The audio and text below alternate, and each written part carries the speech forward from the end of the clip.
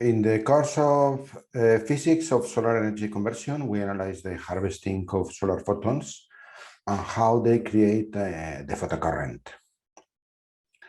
We have seen the ideal model for a solar cell in which there is generation and recombination, and the external light creates a photocurrent or short circuit current, that is this term, and we want to quantify this term. This is essential for the production of power of the solar cell. The larger the photocurrent will increase the power that comes out of the solar cell. So we start with the simple ideal model in which the Fermi levels are flat and we have light generation, recombination, and extraction. And we use a model for a semiconductor that is a step of the bandgap from 0 to 1 in the absorptivity. Here we could already calculate the radiative VOC, and now we want to calculate the photocurrent that is coming from this type of solar cell. The simplest way is to treat the incoming solar energy radiation as a black body radiation. This approximates the solar radiation with an analytical expression that we have discussed previously. So this is going to impact in the semiconductor, and then the solar energy utilized are these photons because they are absorbed by the semiconductor, while the semiconductor is transparent to those that have less energy than the bandgap.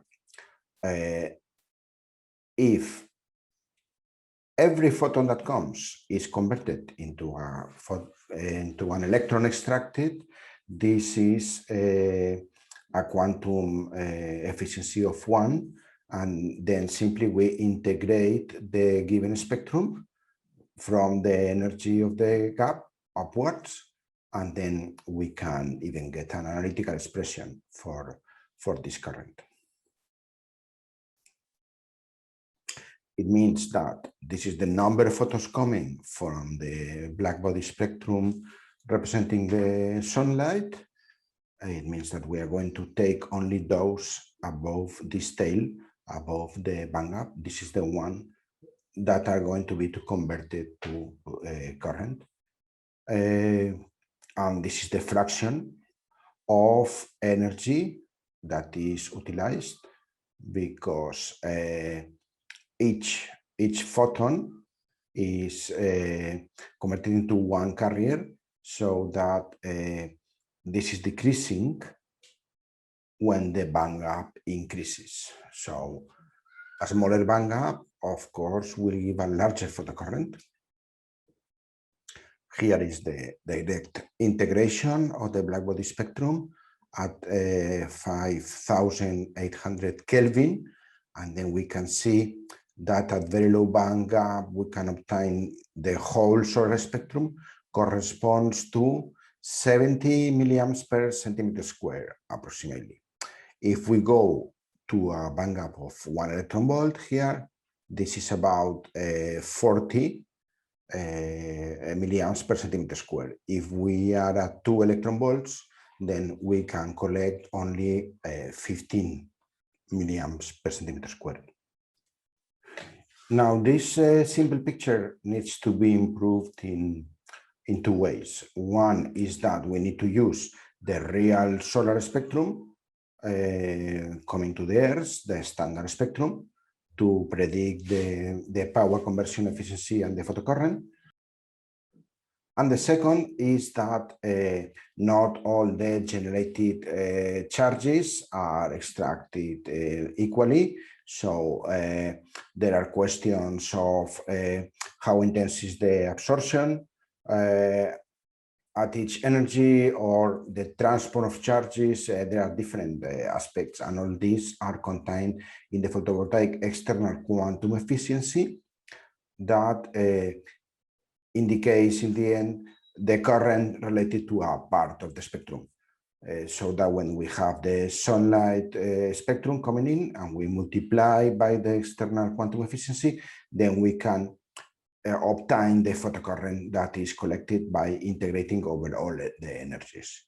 So in this case, we can see that the green element has a higher absorption than the red element. Consequently, it will give a higher photocurrent. This is the external quantum efficiency of different photovoltaic technologies. The final wavelength depends essentially on the bandgap of the given technology, but then it will depend also on the absorption coefficient, etc. So by integrating the solar spectrum, we can obtain an ideal limit of the photocurrent, so that at 1 volt it is about 47 milliamps per centimeter square, and then we can see how the different technologies realize this limit, so that some of them, like crystalline silicon or gallium arsenide or the perovskite, go very close, so that they harvest very well the solar spectrum.